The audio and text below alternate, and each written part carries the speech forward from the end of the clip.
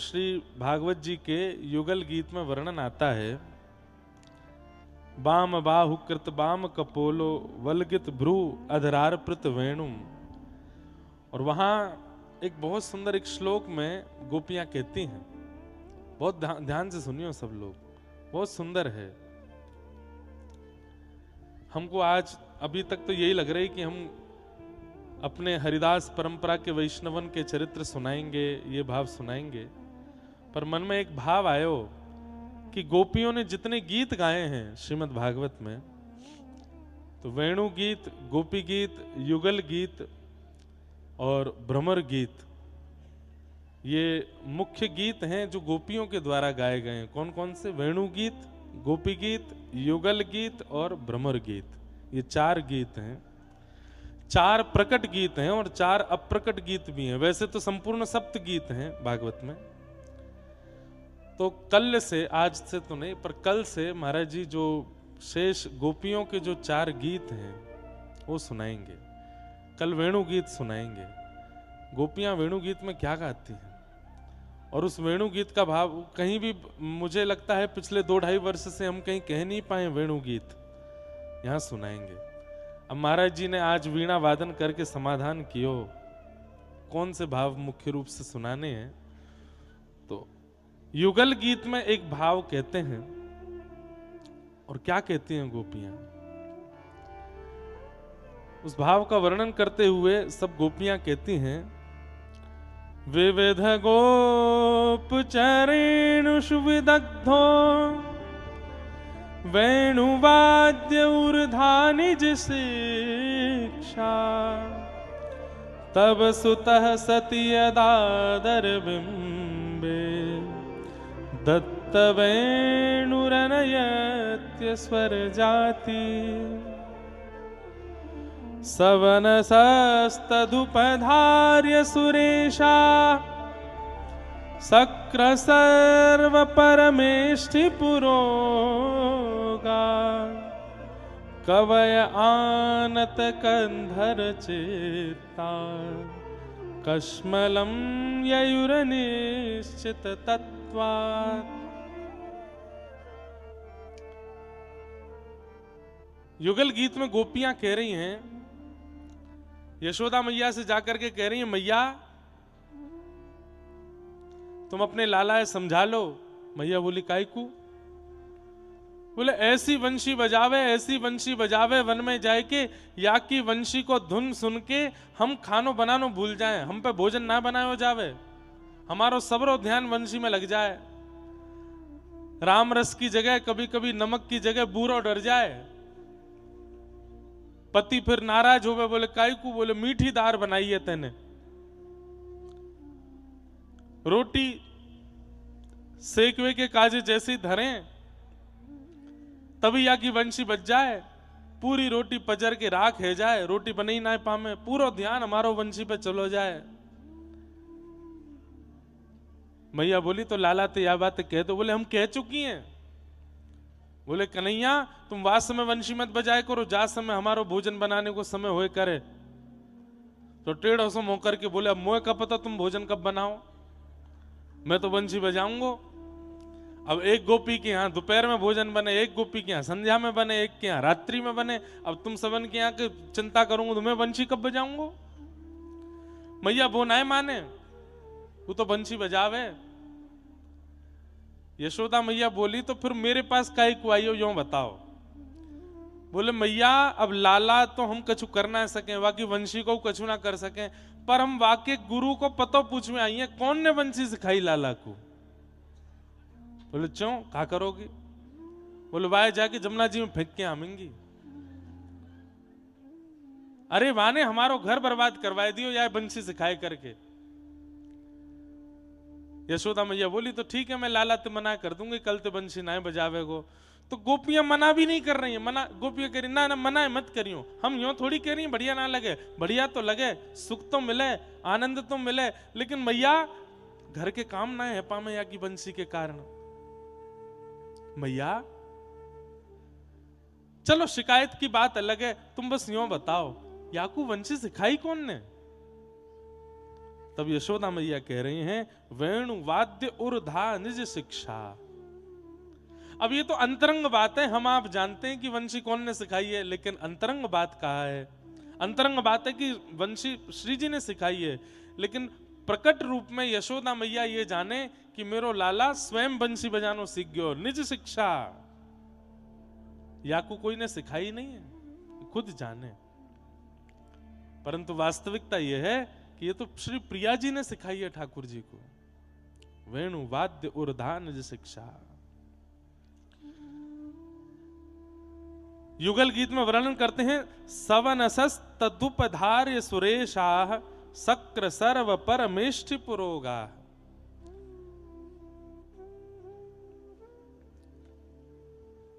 अभी कौन सा राग चल लो? आसावरी। आसावरी महाराज जी आसावरी और काफी को कछु में काफी बजा रहे। ये काफी राग होरी को राग है, होरी हमारे यहाँ यही में गाई जाए। ब्रज में होरी मचाई हमें ऐसी होरी सुहाई, ब्रज में होरी मचाई। हमारे ब्रज में साल भर काफी ना गाए हो जावे को, लेकिन होरी में काफी ही राग गाए हो जावे। अब भैया ये राग रागनी आनो तो बहुत अच्छी बात है, नहीं आवे तो कोई बात ना है, पर आ जाए ना तो इन रागन से ठाकुर जी की प्राप्ति बड़ी सहज है जाए। हमें तो ऐसा लगे महाराज जी ने महाराज जी को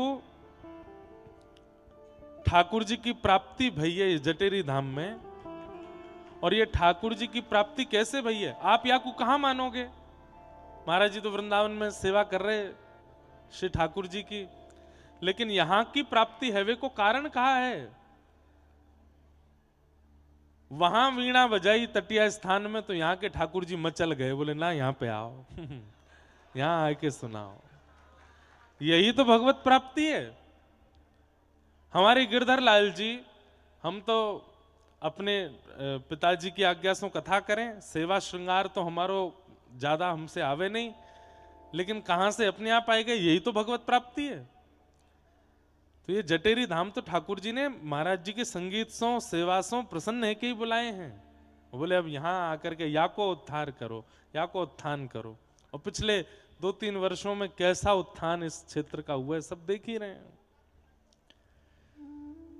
तो संगीत बहुत बड़ा माध्यम है भगवत प्राप्ति का। यशोदा मैया कह रही हैं बोले मेरे लाला ने स्वयं सीखी है। तो यहां पर कह रहे हैं कि जब ठाकुर जी वंशी बजाते हैं ना महाराज जी, तो जैसे संध्या को राग बजे, रात्रि को राग बजे, दिन को राग बजे, सबके राग हैं। सुबह को राग भैरव है, भैरवी है, रात्रि को राग कौन सा है? आसावरी राग। आसावरी। शाम को, रात्रि को तो वो है बिहाग। ठाकुर जी जाए सुन के सो में। तो अगर ठाकुर जी सुबह को राग बजा रहे हैं संध्या में, तो सूर्य दोबारा उदय हो जाते हैं। क्यों? ठाकुर जी सुबह को राग बजा रहे हैं। और अगर ठाकुर जी भोर में रात्रि को राग बजा रहे हैं तो अभी सूर्य उदय भयो तुरंत अस्ताचल को चलो जाएगो, चंद्रमा आवेगो। क्यों? ठाकुर जी रात्रि को राग बजा रहे हैं, सवनस राग बजाते हैं। मतलब सूर्य चंद्रमा बिल्कुल तैयारी कर लें, जैसे ही ठाकुर जी वेणु लेकर के अपने अधर पर धारण करें, सुई सूर्य चंद्र में लड़ाई है जाए, कौन सा राग बज रहा है। और केवल इतना ही नहीं, यहां पर वर्णन करते हुए कह रहे हैं सक्र सर्व परमेष्ठि पुरोगा कवय आनत किंदर चित्ता। सरस्वती जी और ब्रह्मा जी आकाश मार्ग में कान नीचे की ओर करके ध्यान से सुनते हैं ठाकुर जी की वंशी को, और सुनकर के नए नए रागों की रचना करते हैं। स्वयं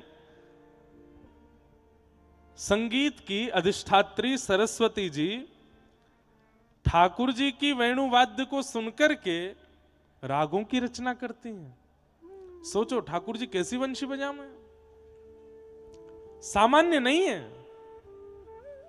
ठाकुर जी की वंशी वादन होते ही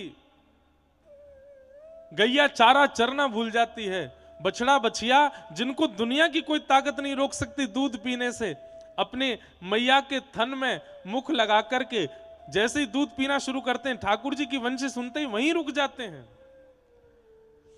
गिरिराज जी के पर्वत पिघलने लग जाते हैं, आकाश में बादल स्तब्ध हो जाते हैं, सूर्य चंद्र अपनी गति भूल जाते हैं, सारे वृक्ष जो जड़वत खड़े थे सब नीचे की ओर झुक जाते हैं। अरे कहां तक कहें, यमुना जी का जल जो बह रहा है प्रवाहित, वो स्तब्ध हो जाता है, रुक जाता है। ब्यार बहना भूल जाती है, हवा चलना भूल जाती है, ठाकुर जी की वंशी सुन करके सब स्तब्ध हो जाते हैं। गोपियां वर्णन कर, कल वेणु गीत सुनाएंगे, बड़े पूरे भाव से सुनाएंगे। ठाकुर जी जब वंशी बजाते हैं तो व्रज की स्थिति क्या होती है। तो जब ठाकुर जी वंशी बजाते हैं तब क्या दिखता है कि आकाश मार्ग में खूब सारे विमान प्रकट हो जाते हैं। यहाँ इंद्र का विमान है, वो ब्रह्मा जी का विमान है, ये वरुण देव का विमान है, ये उनका विमान है, और सब विमान में बैठ करके अपने सपरिवार ठाकुर जी की वंशी सुनने आते हैं सारे देवता। एक दिन मधुमंगल श्रीदामा ने देख लिए, लाला तू जब बंशी बजावे तो हमने देखी है ये सोने सोने जैसे विमान चमके ऊपर थे, और ऊपर थे 4-4 भुजा वारे, 5-5 मोह वारे, सबरे देवता नीचे की ओर देखें। लाला तेने गोपीन को चित्तहरण कियो, गैयान को चित्तहरण कियो, अब तो तेरी बंशी ने देवतान को चित्तहरण कर लियो है। ठाकुर जी बोले हम बे लाला इनतने क्यों कह दे, बोले कहा इन्हें कछुदना ब्रजमंडल में आए करके हमारे ब्रज की ने सेवा कर जाएं, ये सबरे तेरी बंशी पे मोहित है गए। कछुदना काजे इन्हें ब्रजमंडल में बुला ले, बोले कहा करवावे को, बोले 2 हाथन ते पाम दबावे में आनंद नहीं आवे, 4-4 हाथन ते पाम दबावेंगे लाला इन्हें बुला ले। और बोले हम माखन चोरी करके भाजे लाला, आगे ही दिखाई दे पीछे दिखाई ना दे, गोपी कहां ते आ जाए, या ब्रह्मा पीछे रखेंगे, चारों दिशा ते देखते रहेगो, यहाँ ते गोपी आ रही है, वहां ते बंदर आ रहे हैं, इन्हें बुला ले, कछुदना यहीं पे सेवा कर देंगे हमारी। हमने सुनी है वहां पे इंद्र पे ऐरावत हाथी है। बोले हाँ लाला। लाला फिर तो काम ही बहुत बढ़िया हो जाएगा। बोले कहा ऊंचे छीके पे मटकी टंगी भई है, एक के ऊपर एक चढ़ना ना पड़ेगा, वह हाथी ही ले जाए करेंगे गोपिन के घर में वही मटकी उतार उतार के दे करेगो। मतलब आप सोच रहे हैं, हम आप सब लोग अगर किसी बड़े व्यक्ति के संपर्क में आते हैं तो हमारा व्यवहार क्या होता है, हमारा स्वभाव क्या होता है कि उससे कोई बड़ा काम कराएं। लेकिन इतने भोले हैं ब्रजवासी कि देवतान के संपर्क में आकर के भी करवाएंगे माखन चोरी ही, या ते आगे जा नहीं रहे। ब्रह्मा जी ते 4 मुखंते ही दिखवाएंगे कि देखियो कहीं तो गोपी नहीं आ जाए, हम चोरी कर रहे हैं। लाला सबरे देवी देवता तेरे बंशी के सुनवे के काजे देख कैसे प्रकट है जाए आकाश में। एक दिना ललिता विशाखा मार्ग में मिल गई तो सबरे सखा बोले अरे तुम बड़ी इतराए करो, वह बरसाने वारी के संग में रह रहे करके खूब आकी जय जयकार करो, चवण उड़ाती चलो आगे पीछे, तुम्हें अभी पता ना है हमारे लाला के कौन कौन से संबंध हैं, कौन कौन से संपर्क हैं। बोले कौन से संबंध है भैया, कौन से संपर्क है, कहूं बता दे। चल तू मत पूछे, तू जानती हुई ना होगी उनके नाम। ललिता विशाखा बोली अरे काय को इतरा रहो, बता दे। बोले ब्रह्मा ना है, ब्रह्मा। बोले हाँ। 4 मोहवारो। बोले हाँ। ब्रह्माणी के साथ आवे लाला की वंशी सुनवे। वो इंद्र ना है ऐरावत हाथी वारो। बोले हाँ। लोटो डोला लाला के पीछे। सबरे देवी देवता हाथ जोड़े खड़े रहे बाकी आगे। हमारे लाला जैसो संगीतकार या व्रजमंडल में कहा पूरे ब्रह्मांड में नहीं है। स्वयं सरस्वती कलम स्याही लेकर के आवे और लाला जब बंशी बजावे ना तो उन सबरे स्वरन को लिख ले अपने पास में। ललिता विशाखा बोली बस कर दे, और कितनी लंबी चौड़ी फेंकेगो, यो हुए त्यों हुए, यो करे त्यों करे। अरे तू तो कहेगी तुम्हारे बरसाने में कोई संगीत तो जाने ना है, ये हमारे लाला ते चिढ़ के ऐसे बोल रही है। ललिता विशाखा बोली अभी तू जाने ना है, अभी सबने बंशी सुनी है, अभी हमारी प्रिया जी की वीणा ना सुनी तुम लोगों ने। ज्यादा ना सुन लोगे बंशी तोड़ के फेंक आओगे जमुना जी में, और पूरे दिन हमारी प्रिया जी के पीछे पीछे रहोगे। तो मधुमंगल श्रीधाम बोले तो लगी शर्त, एक दिन है जाए आमने सामनो, हमारो लाला वंशी बजावे, तुम्हारी प्रिया जी वीणा बजावे। बोले करो।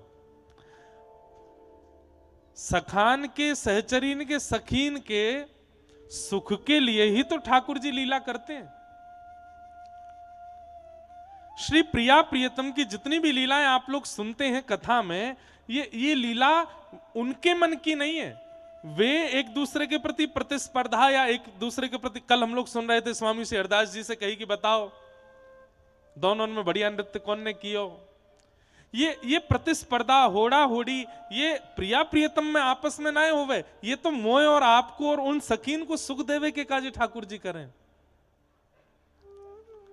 एक से एक पद हैं होड़ा होड़ी के। एक चौसर खेलवे को पद है, वहां में चौसर खेल रही हैं श्री प्रिया जी, और दाव पे कछु लगवायो जाए, और मुझको पद याद आ जाएगा तो सुनाऊंगा। ठाकुर जी ने अपनी पीतांबरी पहले दाव पे रखी और श्री प्रिया जी चौसर में जीत गई, पीतांबरी प्रिया जी ने ले ली। सगी बोली अय लाला एक और बार खेल ले, एक और बार। बोले अब कहा लगाऊं दाव पे?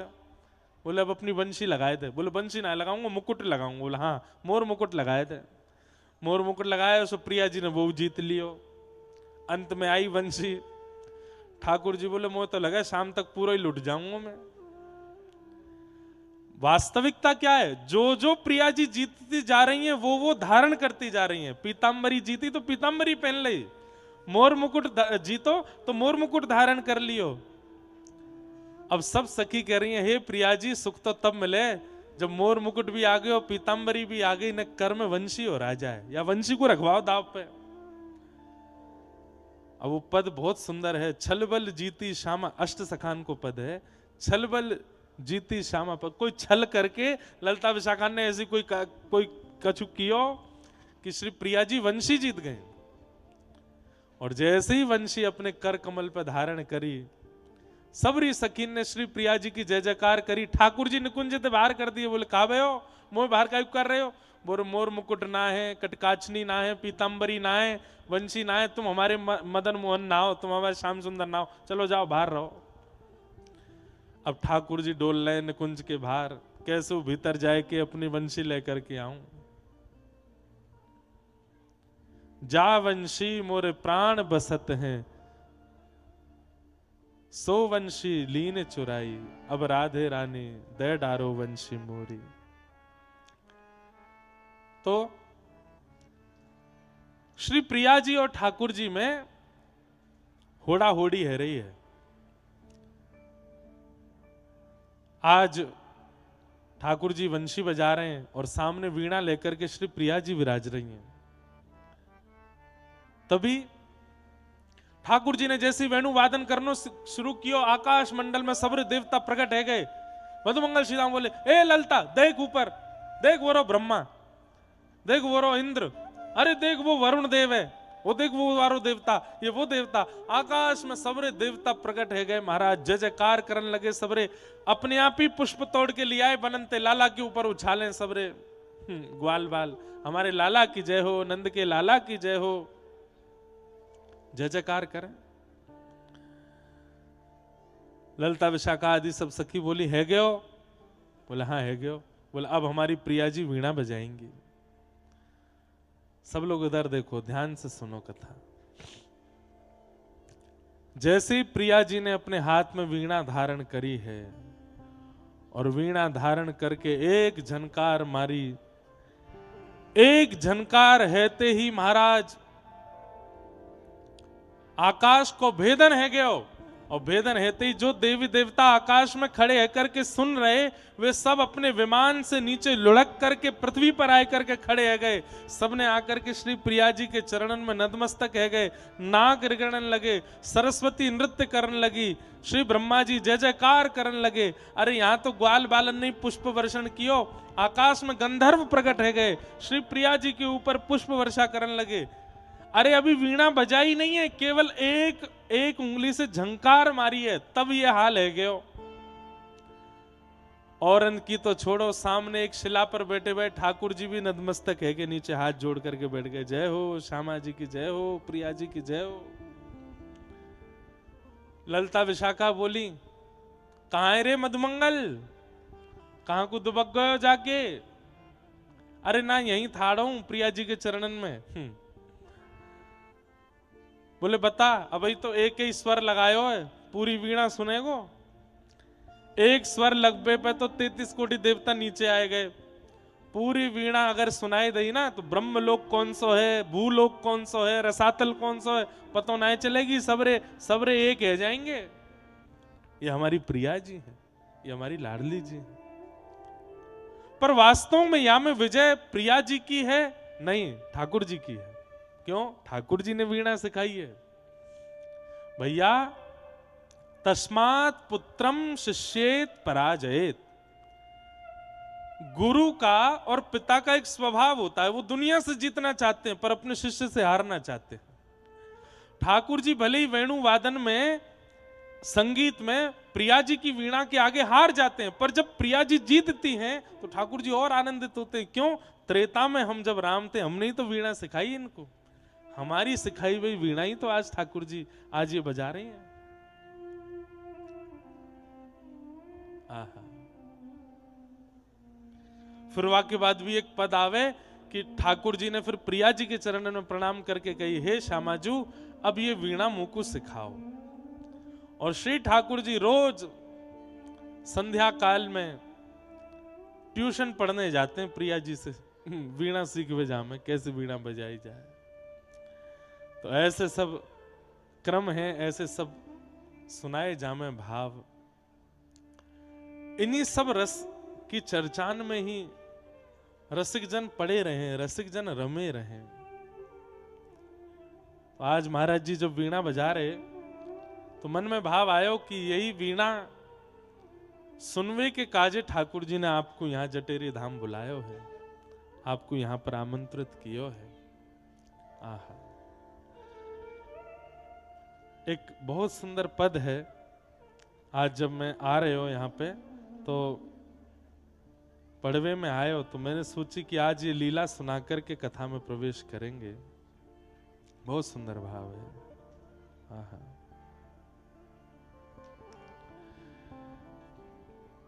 कल रात्रि में ब्याहुला भयो और वह ब्याहुला में गठ जोड़ो कियो ठाकुर जी को। वास्तव में ठाकुर जी को गठ जोड़ो तो हम आप सब लोग अपनी दृष्टि के कार्य करें, नहीं तो इनको गठ जोड़ो तो नित्य है, वो भी सनातन है, वाकु कोई दूर नहीं कर सके। ये तो सदा एक दूसरे से जुड़े ही रहे। में हमारे सरस माधुरी जी का बहुत सुंदर भाव है। उर्झे दंपति सुरझत नाही, उर्झे दंपति सुरझत नाही, उर्झे दंपति सुरझत नाही, उर्झे दंपति सुरझत नाही। समझ में आ रहा है भाव? नेत्र बंद करके चिंतन करो, कैसी झांकी है, कैसी छवि है। भाव ऐसा है कि श्री प्रिया प्रियतम दोनों छिपम छिपाई खेल रहे हैं। हमारे ब्रज में कहीं कहीं वाकु दुबका धाई भी कहो जाए। एक व्यक्ति ढूंढेगा, बाकी सब ग्रे दुबक जाएंगे। अब ढूंढो, और वहां में एक परकोटो है, या के अंदर ही दुबकनो है सबन को। पहलो दाव श्री प्रिया जी को आयो तो प्रिया जी गिनती कर रही हैं आंख बंद करके, और सबरी सखियां सब दुबक रही हैं इधर उधर जाए करके। ठाकुर जी भी हैं तो सब सखियां तो दुबक गई, लेकिन ठाकुर जी सबसे गहरे वन में और सबसे गहरी गुफा में जाके छुपे। तो ललता विशाखा दौड़ी दौड़ी गई, अरे क्या कर रहे हो ये? बोले छिप रहा हूं। बोले इतनो गहरो जाए करके छिपोगे, हमारी प्रिया जी को कितनो श्रम होगा ढूंढवे में। तो बोले तो कहा करूं? बोले तुम्हें सौगंध है, तुम्हारी वंशी चुराई लेंगी हम। ऐसी जगह जाकर के दुबको कि श्री प्रिया जी को नेक में ही आप दिख जाओ, उनको ढूंढना नहीं पड़े, आप तुरंत दिखाई दे जाओ। ठाकुर जी बोले कहां दुबको, तुम्हें ही बताया। तो बोले जहां प्रिया जी गिनती कर रही है वहां के सामने एक वृक्ष है, वही के ऊपर बैठ जाओ और सुनो, अपनी पीतांबरी इतनी नीचे लटकाए दो कि श्री प्रिया जी को नेक में ही दिख जाए कि हाँ यही दुबके हैं, उनको ज्यादा श्रम नहीं करना पड़े, उनकी जीत होनी चाहिए। ठाकुर जी बोले ठीक है। प्रिया जी यहां गिनती कर रही हैं, बगल के पेड़ पे ही ठाकुर जी चढ़ गए, अपनी पीतांबरी इतनी नीचे कर दी कि श्री प्रिया जी जैसे ही गिनती करके पीछे मुड़ी, इतने में पीतांबरी दिख गई। ऊपर देखे तो ठाकुर जी बैठे, अरे पकड़ लिए पकड़ लिए पकड़ लिए, सबरी सखी आ गई, जय हो हमारी श्यामा जी की जय हो, हमारी प्रिया जी की जय। देखो गिनती पूरी करवे के बाद क्षण भर लगायो है ठाकुर जी को ढूंढवे में। ठाकुर जी हार गए? बोले हाँ हार गए, अब तुम्हारो दाव है, जाओ चलो गिनती करो। ठाकुर जी बोले या मैं तो मैं हार गयो, पर अब तो मैं जीत के मानूंगा, या प्रिया जी को तो कैसे ढूंढ के रहूंगा। 1 2 3 4 गिनती करने लगे, इतने में ही सबरी सखी आई, कान में आके बोली सुनो, प्रिया जी दिख भी जाए ना तो भी अनदेखो कर दियो। बोले ये कोई बात है? बोला हाँ यही बात है, प्रिया जी दिख भी जाए तो भी अनदेखो कर दियो, कैसे करके अब भी प्रिया जी ही जीतनी चाहिए, तुम मत जीती हो, नहीं तो देख लियो वंशी चली जाएगी तुम्हारी। और वंशी तो बहानो है, ठाकुर जी को इतनी प्रिय थोड़ी है, प्रिया जी से प्रिय थोड़ी है। सब सखीन ने ठाकुर जी से कह दी प्रिया जी को अनदेखो कर दियो। 1 2 3 4 10 तक गिनती गिनी, प्रिया जी एक पहाड़ी के ऊपर एक वृक्ष के पीछे जाके छुपी, ज्यादा दूर नहीं गई। उनके भी मन में है कि श्याम सुंदर को ज्यादा श्रमित नहीं होना पड़े, मुंह को नेक में ढूंढ ले। ठाकुर जी जैसे ही गिनती करके निकले हैं तो जहां प्रिया जी दुबकी हैं वहीं ठाकुर जी जा रहे हैं। तो जैसे ही जान लगे तो प्रिया जी को जो घेरदार लहंगा है, प्रिया जी की जो ओढ़नी है, वो वृक्ष के एक किनारे से दिखाई दे गई ठाकुर जी को। जैसे ही दिखी ठाकुर जी को, सोई ठाकुर जी ने अपनी दिशा बदल ली, बोले यहाँ प्रिया जी कहीं आना जानो। अरे श्यामा जू तुम कहाँ चली गई? अरे प्रिया जू कहाँ चली गई? मैं तो थक गयो, मिले ही नहीं। तो प्रिया जी को लगी कि बेचारे बहुत थक गए हैं, मैंने एक और बाहर आ जाऊं तो इनको दिख जाऊंगी। प्रिया जी वृक्ष की ओट से आगे निकल आई और जहां श्याम सुंदर घूम रहे हैं वहीं सामने जाए करके एक हल्की सी आड़ लेकर के वहां खड़ी है, कि मतलब एक सामान्य बालक को भी दिख सके, ऐसी छुपी है। लेकिन ठाकुर जी ने जैसी देखी, अरे ये तो वहां तो यहां आ गई, जैसे देखी सोई घूम गए। अरे प्रिया जी तुम कहाँ चली गई? मुंह को तो मिल ही नहीं रही है। अरे भैया या खेल में तो निपुण आप ही हो, मैं तो हार मानना हूं अपनी। प्रिया जी बोली छोटो सा बालक ढूंढ लेता हूं यहाँ पे, इनको यूं ना दिखी मैं।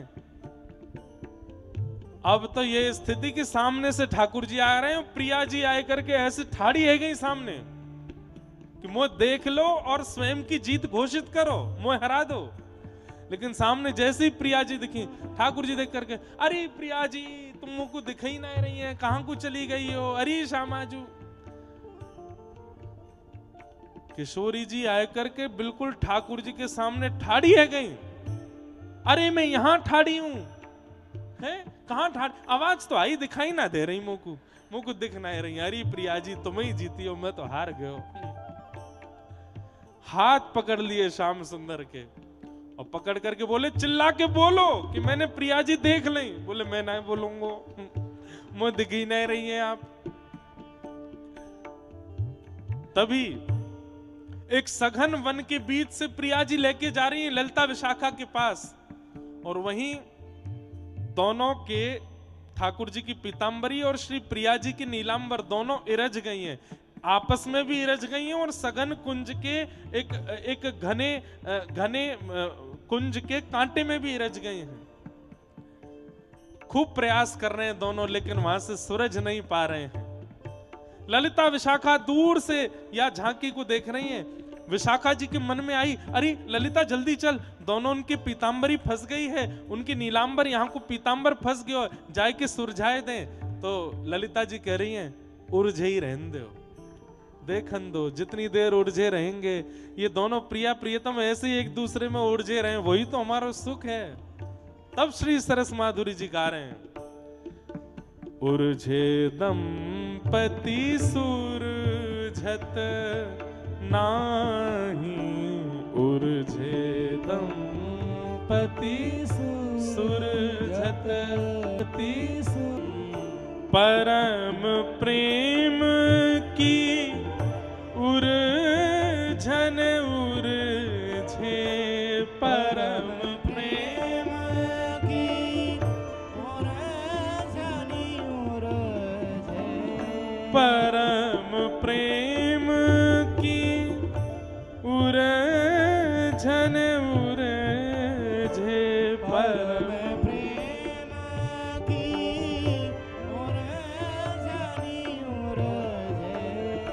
सूरज न जानत उलझत जाई, सूरज न जितनों सुलझा रहे